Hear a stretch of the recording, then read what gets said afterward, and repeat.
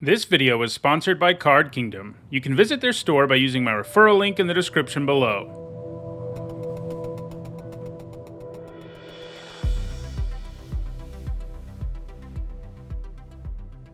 Hi everyone, I'm Nitsa Hone, and today is Saturday, and that means it's time for Nitsa Notes, my weekly vlog series about limited magic. I had originally intended to keep talking about Phyrexia All Will Be One this week, but then I realized that this Nitsa Notes will be the last one before Shadows over Innistrad Remastered comes to Magic Arena, so instead I wanted to do sort of a draft guide for that set. You know, I'm not going to be doing a full set review or like an in-depth archetype guide video. I've found in the past that these like digital-only special releases aren't really worth me doing that because obviously that's a ton of work. But this video is sort of going to be a one-stop shop where I go over a bunch of stuff about the format. I'll be talking about the format's mechanics, its archetypes, and my picks for the best commons and uncommons. So first, sort of an overview of what this format is. It is a remastered, as the name would imply, version of Shadows over Innistrad Block Limited. Those are sets that came out, I think, in 2016, Shadows over Innistrad and Eldritch Moon. And the set combines cards from both of those sets, which is a lot like what a draft would have been of the format back then, because you did a mix of packs from both sets once Eldritch Moon was out. But it's a different set than those. Not all of the cards from both sets are available, so it's a little bit different in that way. And then in another way, the set, a pretty big way, the set is also different in that there's a bonus sheet. In other words, sort of like what we saw with the Strixhaven Mystical Archive or the Retro Frame artifacts in the Brothers War. This set has a bunch of cards from original Innistrad block in it too, where one card from the original Innistrad block will appear in each pack. Interestingly, they're going to do this sort of rotating thematic thing. You know, this is going to be sort of the main limited format on Arena for like 4 weeks, and each week we'll have a different collection of cards appearing in that bonus slot. And, you know, it's based on a theme. I think the first theme is tribal, which tribal's already a big element in the format. But then there's other themes as well, like the morbid mechanic and stuff like that. So that's another thing that's going to make it different. And it also means that this set has cards from all of the Innistrad sets in it, which is kind of cool, even though the bulk of them are from Eldritch Moon and Shadows over Innistrad.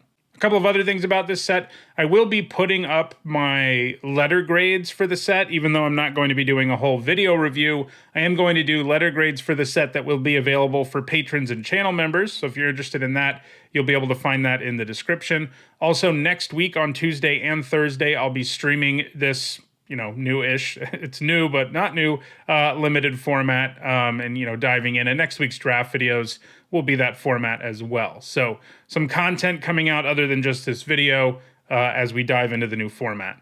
All right, so let's dive in first with a look at the mechanics. There's actually a lot of them in this set. I'm not going to go super deep on all of them because some of them are things we see pretty regularly now, or, you know, that you don't need me to tell you a lot about if you've been playing Magic recently.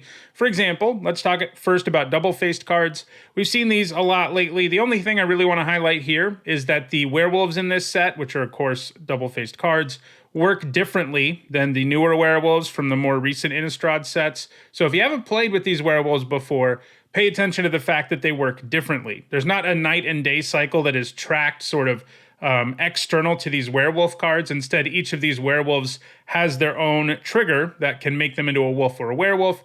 There's never a situation where you play one of these and it's on the werewolf side up on top. You know, that's not the side that comes into play, which is how it works in the more recent Innistrad sets. The triggers are sort of similar, where if nobody plays any spells, the human transforms into a werewolf, and then if somebody plays 2 or more spells, the werewolf transforms into a human, but it's tracked in each individual card, not in a night and day cycle. So that's really the only thing to talk about double-faced cards. Other than that, they work as normal. There's a bunch of cards in the set where you do something, and then, you know, the card transforms. Oh, another thing I should have mentioned at the beginning, and now that I'm looking at sort of the card I'm showing you as an example here, which is Gaia Reach Bandit, there's also some rarity shifts in this set that are going to make the format a little different. This was originally a rare. It's an uncommon now. It's a pretty good one. So that is another difference in this set from the original one. They've tweaked some things, turned some knobs to make the format a little bit different in terms of the card's rarities. The next mechanic to look at is Clues and Investigate. We did see this a tiny bit, I think, in our return to Innistrad. We saw it a tiny bit in some set recently, but suffice it to say, when you investigate, you make an artifact token called a clue, and you can pay 2 and sack it to draw a card. This is an awesome mechanic, and I think one of the best things about Shadows over Innistrad Limited, there's an entire archetype built around them in blue-green, which is this really sweet, like, value engine type deck that's all about doing stuff with clues. But every color has Investigate on a few cards at least, and it's a cool way to grant card advantage because, you know, it takes a little bit of extra time and mana for you to get that card, but you're still getting card advantage out of them. This is nice value to add on to creatures who just have reasonable stats, like Byway Courier here, a 3-mana 3/2 that makes a clue when it dies. So that's pretty sweet. Another cool mechanic in the set is Delirium. This is, you know, we see mechanics a lot where it's like, if you have the right things in the graveyard, something good happens. In this case, Delirium checks card types. And if you have 4 or more card types in your graveyard, then the card with Delirium gets better. So, you know, Thraben Foulbloods gets +1/+0 and Menace, which is a pretty big upgrade. Black-green is a color pair that's all about Delirium, but it's also pretty prominent in black-white, and it appears in all the colors. And the set is pretty well set up to help you get Delirium. It's easier to get than you'd think. It's not one of these mechanics where it's like, well, I'm not really going to get it going. You get it going in this format. They printed a bunch of artifact creatures who are like randomly a little better in this set because they alone get you halfway to Delirium because they're artifacts and creatures. And there's lots of self-mill and discard and all sorts of stuff. So Delirium gets going, trust me. It's a nice mechanic that really powers up your cards, and there's whole decks built around the mechanic. Another really great mechanic that they are giving us here is Emerge. This appears on all of these Eldrazi that you can cast for just straight up colorless mana, like Wretched Gryff, which is a 7-mana 3/4 flyer that draws you a card when it enters the battlefield. But it has this Emerge cost, which in this case is 5 generic and a blue, and you can cast it for that cost if you also sacrifice a creature.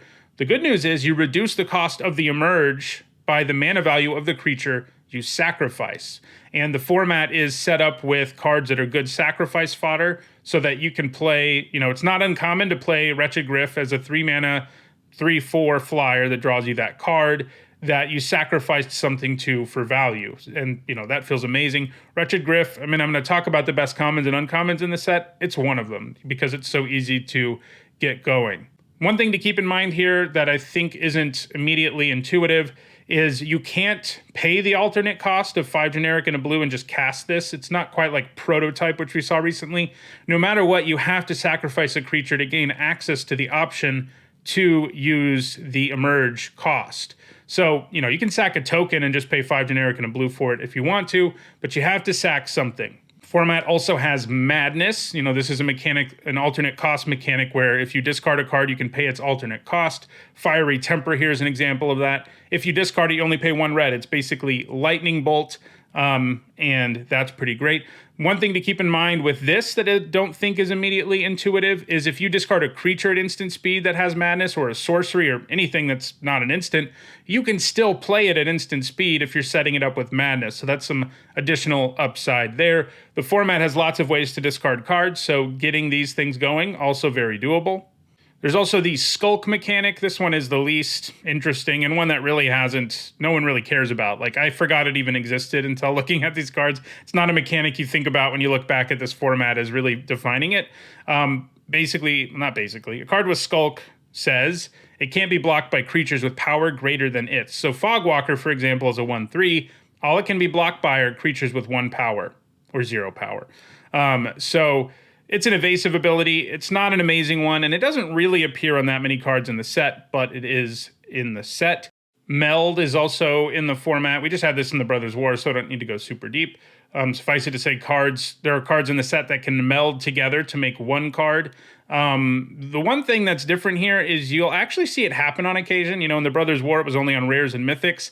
In this set, there's a common and an uncommon, Graph Rats and Midnight Scavenger, who can combine into Chittering Host. And you'll actually see that happen. You know, if you draft this format like 10 times, you'll probably see it happen once. So, you know, that's a lot more than what we saw in the Brothers' War.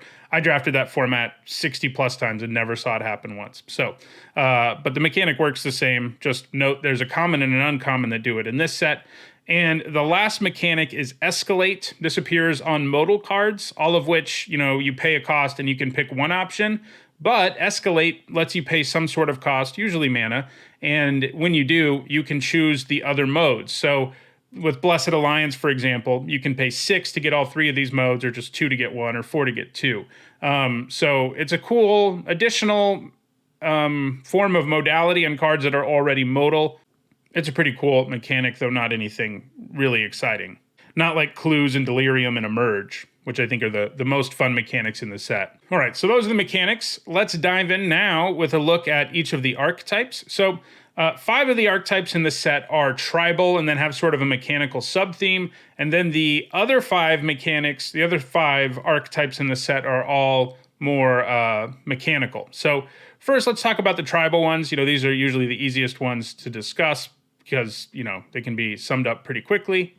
For example, blue-black is a zombie deck. Drew now Corpse Trawlers, your signpost uncommon. They did these signposts in a different way than we basically ever see them do them now, in that they're actually monocolored cards, but they have a ability that costs another color. That's true for the 5 tribal ones.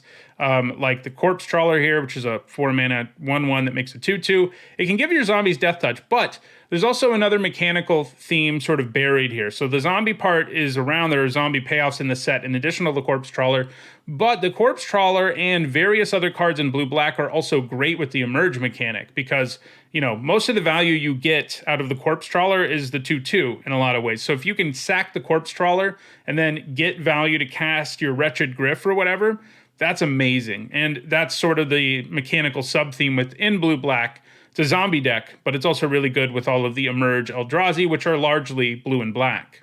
It's also black-red, which is vampires. You can see on Olivia's Bloodsworn here, a 2-mana 2/1 flyer. You can pay 1 red to give a vampire haste. It does include itself, so it's basically a 3-mana 2/1 flying haste if you have black and red mana, and then it can give your other vampires haste. There's also a Madness discard sub-theme. So a bunch of vampires in the set have abilities that involve discarding, and obviously, and many of the vampires in the set have Madness themselves, so discarding them so you can get them into play at instant speed or cast them at a discount is great. So you got vampires as sort of the main creature theme, but Madness is the mechanical sub-theme within black-red. Blue-white is all about spirits, as you can see on Spectral Shepherd here. Spectral Shepherd, like the Corpse Trawler, does a good job of embodying both the mechanical and the tribal aspect of the color pair, because it's a spirit and it lets you return spirits to your hand for blue mana. And the mechanical sub-theme here, as it often is for blue-white, is blinking and flickering and returning things to your hand so you can rebuy into the battlefield abilities. So that's the additional theme for blue-white. There's a bunch of spirit payoffs, but there's also many spirits that care about blinking things, many spirits with enter the battlefield abilities, and so forth. Green-white is humans, as you can see on Veteran Cathar here, which can give humans double strike. And the sub-theme here is equipment and auras, although I'd say equipment are more pronounced. One card in this set that really overperformed back in the day, and I would assume it's going to be good here too, is True Faith Sensor, which is just a great equipment when you're putting it on humans.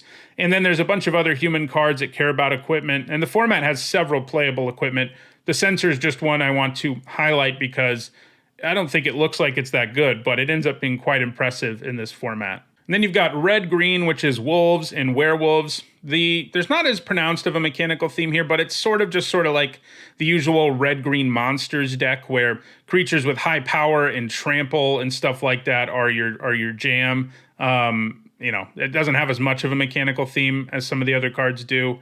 But the other tribal archetypes do, but it is, a deck. And I do want to say also that last time around, all of these archetypes were viable, all 10. So it may change a little because the format's a little bit different, but that is one thing to keep in mind. So those are the 5 tribal decks. Let's talk now about the 5 decks that are more traditional, sort of limited archetypes that don't have this tribal angle. For example, Black green, as I hinted, and I guess I didn't hint, I just said earlier, it's about delirium. So you want to be playing as many cards with types. You want artifacts and enchantments in this kind of deck, especially because those are harder to get into your graveyard. You want to mill yourself, you want to discard cards, and you want to make your delirium cards better. Now, one kind of bummer here is that I don't know why they did this. They printed as the signpost here as Morn Willow, which is in these two sets. But I feel like there was another signpost that must have been better, or they could have done something different, drop something's rarity. I don't know. Morn Willow is like one of the most mediocre signpost uncommons I've ever seen. It's a 3-mana 3/2 with haste. If you have Delirium, it makes it so things with power 2 or less can't block. That's, it's good. Don't get me wrong. Like, it's hard for that not to be good because the baseline is so good. But I just remember being really disappointed with this back in 2016, and I'm like, really, this is what we went with again? But the good news is, this deck has a ton of powerful build-arounds that really can just be these value engines. That's a real thing in this format that we kind of haven't seen in a while, maybe. There are lots of value engine cards in this format, including... I'll put it on the screen. I can't remember its name, but it's a 3-mana enchantment that mills a couple of cards. When a land gets milled, I think, maybe it's a creature, but either way, you get a 1/1 token, but it's loading up your graveyard, adding to the board every single turn, and it's an amazing value engine. That's the kind of thing you want to do with this deck. And again, make sure you have a good mix of card types so that you can hit Delirium as quickly as possible to upgrade your cards. Blue-green is all about the investigate mechanic. Speaking of engines, ongoing investigation is your signpost here. This thing is amazing. Like, this is one of my favorite limited cards of all time, especially as far as signposts go. It gives you the ability to investigate in 2 different ways, either by using resources in your graveyard or just hitting your opponent with creatures. You get all these clues, you gain life, you draw a bunch of extra cards. It is a lot of fun to play with. And there are a bunch of other cards, of course, in blue-green that pay you off for investigating. Some of them gain you life when you sacrifice a clue. There are some creatures who transform when you sacrifice a clue. Some of them produce more than 1 token at a time. So it's a very real deck that's all about generating tons of value with clues, and probably my favorite archetype in this format, at least last time. Blue-red, as it often is a spell deck. You've got Mercurial Geists as your signpost uncommon here. This, gets buffed every time you cast an instant or sorcery. One kind of awkward thing about this deck is there are a bunch of cards with prowess in the set too that don't care about what the card type is as long as it's non-creature. And then there are some that want instants and sorceries, so it's a weird mix, but there's plenty of payoffs in the format. This was a really nice deck. Pyre Hound ended up being a powerhouse in the original format, for example. Thermo Alchemist is in the set. You have access to lots of good, cheap spells, many of which replace themselves. Red has lots of good removal, and you can, just generate a ton of extra value out of casting spells. Red-white is sort of what it often is. It's just an aggro deck. It's a little bit about going wide. The signpost uncommon here is Ride Down. This is, at first glance, this doesn't look like it would be very good. All it does is remove a blocking creature, right? That's not that great. But the fact it gives your creature trample is a huge deal, obviously, because... once the blocker is gone and your creature has trample, it still hits your opponent. So, this card does do a good job of saying, this is what you need to be doing. This removal is useless if you're not attacking your opponent all the time. And if you are, it can be pretty powerful. There are a lot of games determined by Ride Down in this format because you just can't set up. It makes it so your opponent has no good blocks, basically, no matter what they do. But yeah, you make some tokens in this deck. There's a few payoffs for going wide and so forth.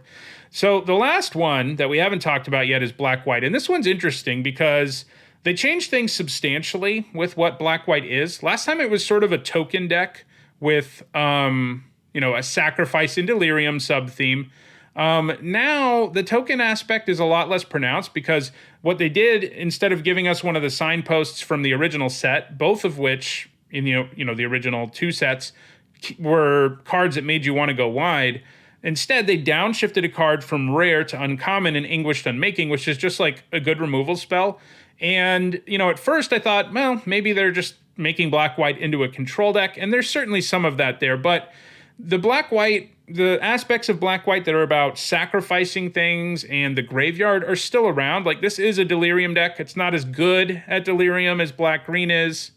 but it likes getting things in the graveyard and generating value out of them. Sort of, as I looked at the set, there are a couple of commons that are sort of a pair, that show up that I think are sort of signpost commons, and those are Dauntless Cathar and Ghoul Caller's Accomplice, and that's kind of what this whole deck is about. Trading cards off and then using them from the graveyard for value. There's a bunch of cards that like it when creatures die in black-white, so that's sort of the theme. It is interesting, the other 9 are all pretty much what you'd expect them to be based on last time. This one is a little bit different. Now let's move to talking about the best commons and uncommons in each color. As usual, I'll talk about the 3 best commons and then the best uncommon in each color. Sometimes a little bit more, like at times when the uncommons are hard to narrow down. So let's start with white. The 3rd best common, I think, is Thraben Inspector. This is a card that's a powerhouse in lots of formats, and it's pretty good in the limited format too. Not quite as good as it is in constructed, funnily enough. But, a 1-mana 1/2 that makes a clue is a great thing. Like, playing this on turn 1 is amazing. Human is a useful creature type, and this ultimately gives you, like a card and a half of value for 1 mana, which is a pretty good deal. It's not going to, break the game for you or anything. It's not really something you want to take super early, at least not with a first pick, but it's pretty good. At number 2, I have Dauntless Cathar, who we've already seen. This creature has decent base stats, and then it makes a 1/1 flyer out of the graveyard. That means if you discard it or mill it or trade it off, whatever, you still get some nice value out of it. And then at number 1, this is a downshifted card. It was uncommon last time, so and it was an amazing uncommon, and now it's common, and that's Bound by Moonsilver, a great removal spell. It shuts down most things in the format, even keeps things from transforming. So if they have like triggers that would happen because they transform, those aren't happening either. It doesn't shut off a card entirely. If it has activated abilities and stuff, they can still be used. But one really cool thing about Bound by Moonsilver is you can also move it around. Sometimes you play a removal and you're like, man, I should have held on to it. Well, Bound by Moonsilver helps you do that because you can just move it to a different creature if your opponent plays something that's even more of a problem. So I think it's pretty easily white's best common. And, you're very happy to first pick it. It's even splashable. The Cathar and the Inspector, you're kind of hoping to take, maybe 4th or 5th pick more than with the first pick, but they're pretty good. And then the best white uncommon is Nearheath Chaplain. So this thing is sort of on theme with, the Dauntless Cathar we already saw, but it's like a way better version. It's a 4-mana 3/1 with lifelink, which, that doesn't sound amazing at first, but from the graveyard, you can pay 2 generic and a white to get 2 1/1 bodies. So the amount of mana you spend total isn't going to look great. You're spending 7 for a 3/1 and 2 1/1s, but the card advantage you get out of this is real. I mean, a 3/1 can trade for a lot of things while gaining you life, and then from the graveyard, it turns, 2 1/1s can close out games sometimes. So if it gets milled, if you discard it, etc., you get value out of Nearheath Chaplain no matter what. And it is a great uncommon that can really shift the game in your favor and something that you end up first picking a lot in the format. Let's move now to blue. I think blue's 3rd best common in the set is Imprisoned in the Moon. This is another interesting downshift. This might be the one that could have the biggest impact on the format because it went from being a rare, so a card you don't really expect to see, to being a common. So it's a card you expect to see all the time. It's funny, its effect is sort of complex, and I think that was the main reason it was at rare. Because it's not that good of a removal spell, honestly, but giving blue a good removal, a better, a solid at least removal spell at common is nice. So the problem with this card is you use this and it does completely eliminate the permanent you put it on. It doesn't do anything it could have done before. But I guess it doesn't completely eliminate it because it also turns it into a land. Your opponent can tap it for mana. So you don't feel like you're getting a whole card worth of value out of it all the time. But, the first copy of this is a pretty nice thing to have in blue decks. It's nice that it's flexible too.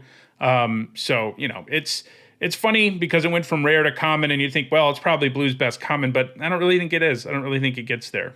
Blue's 2nd best common is Ingenious Scob. So this is one of these prowess creatures, and this thing is, I think, better than you might think if you haven't played with it before.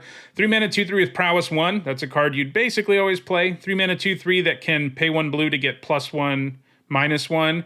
basically a card you'd always play. This has both, and they combine well together because if you cast spells to make it bigger, you can also sink more mana into it to make it hit even harder.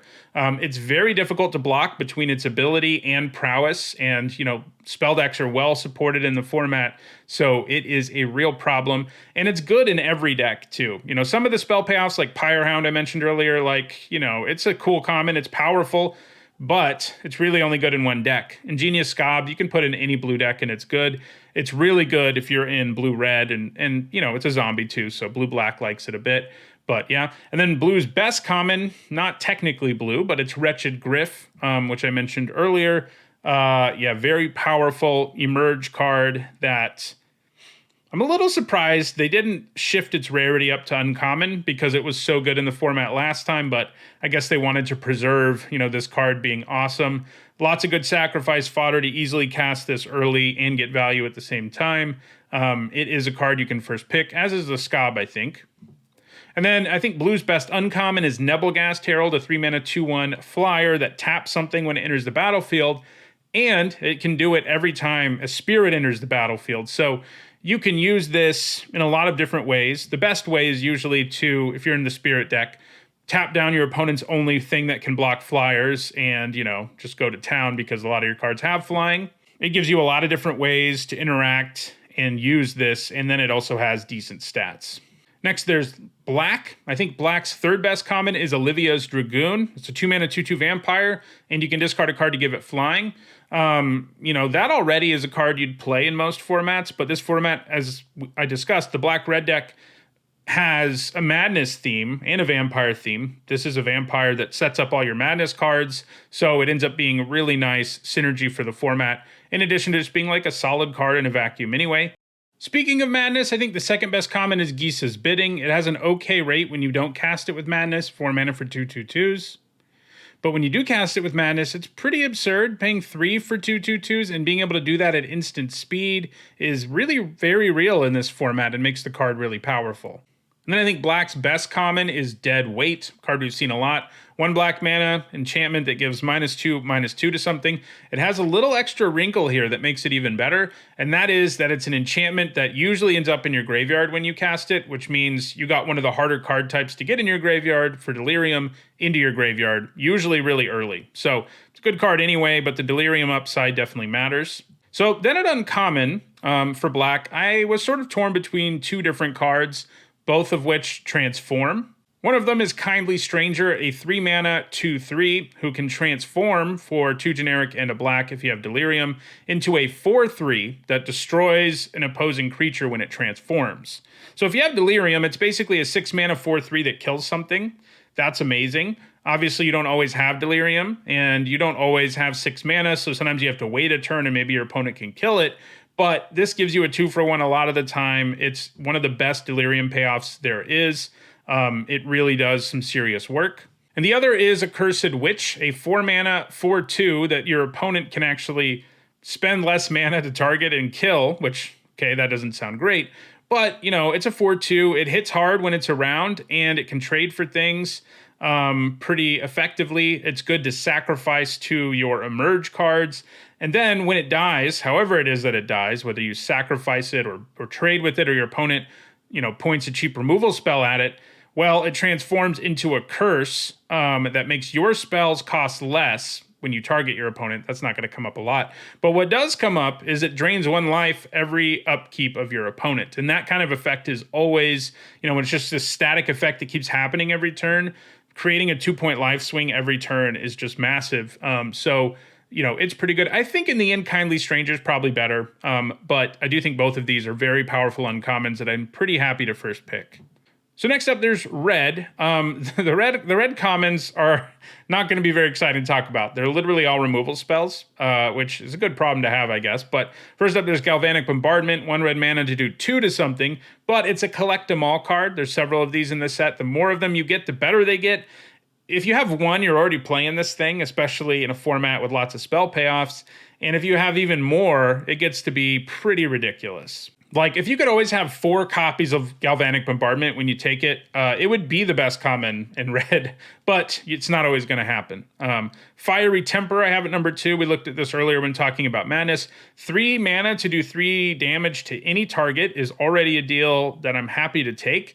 And you have this Madness upside. You can discard it to your Olivia's Dragoon, kill something while also gaining flying and paying a lot less mana. And then the number 1 red common is a downshifted card. It was uncommon last time. And initially when I put this together, I had it as in the running for red's best uncommon because I just assumed it was still.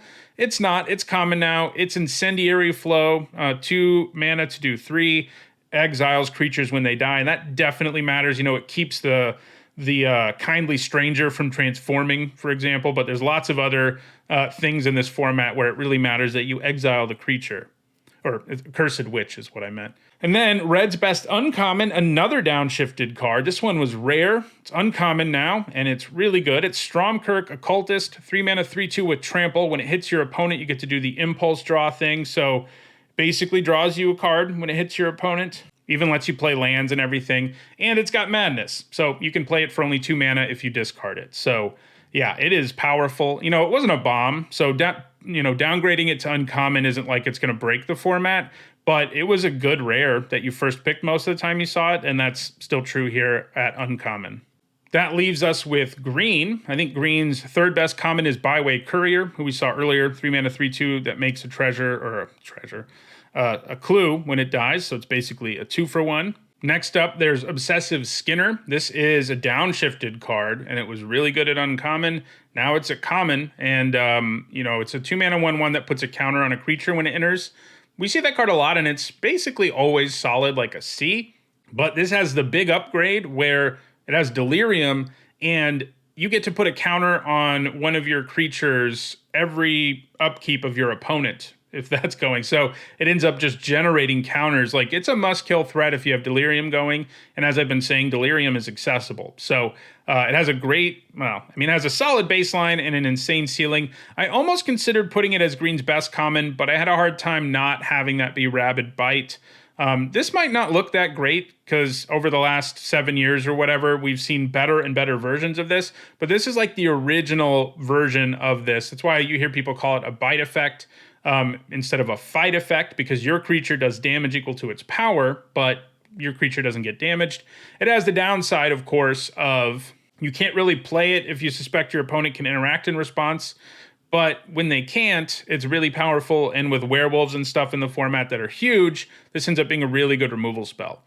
I feel really good about first picking either Rabid Bite or Obsessive Skinner.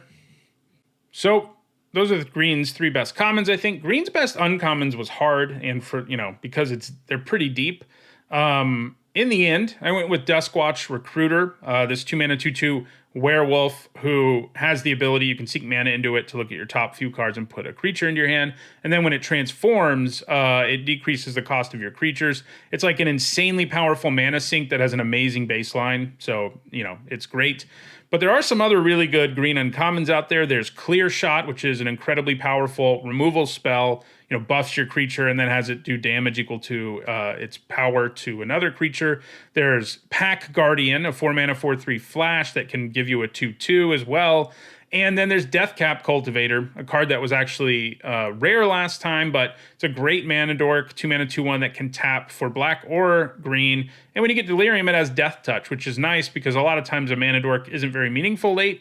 This one can still trade for anything, so that's pretty nice. I do think Duskwatch Recruiter comes out on top. It has the potential to just turn into an engine, and the other cards in this are just like, good and efficient, but shows you how deep green is when it comes to uncommons. All right, so that sort of concludes this overview of Shadows over Innistrad Remastered. I hope it was useful if you've never played the format, and I hope it was a good refresher if you have played the format. It's kind of a good refresher for me to go back through this set from 7 years ago and get a feel for what's going on again. That will do it for this video. I would do a Crack-a-Pack, but there's none of the websites where you can generate a booster pack have Shadows over Innistrad Remastered on them right now, so I'm probably not going to do one. I might do one next week just to have done one in this format. We'll see. If you enjoyed this video, don't forget to like it and share it so that others can enjoy it too. If you want to make sure you catch future videos, don't forget to subscribe. And if you want to catch up on past videos, you should see some playlists on your screen shortly. Thanks for watching.